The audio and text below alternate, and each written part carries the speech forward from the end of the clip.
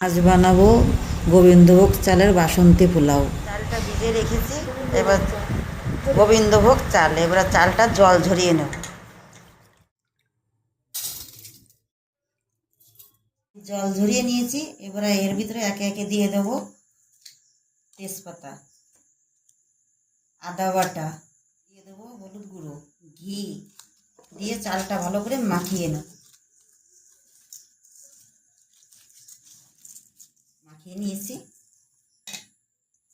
এবারে ঢেকে রাখবো। এখন করব পোলাও। কড়াইতে দিয়ে দেবো প্রথমে তেল, দিয়ে দেবো ঘি, দিয়ে দেবো থেতো করে রাখা গরম মশলা, দিয়ে দেবো মেখে রাখা চাল।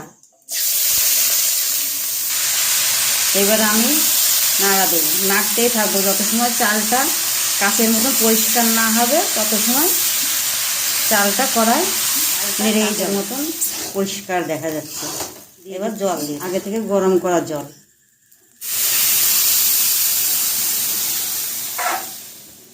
আপনারা জলের পরিমাণটা বুঝে দেবেন।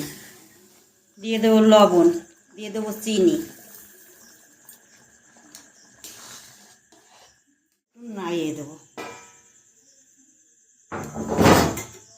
দেখুন জল টেনে এসছে।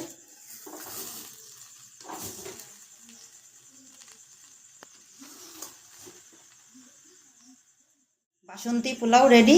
উপর থেকে একটু ঘি ছড়িয়ে নামিয়ে নেব।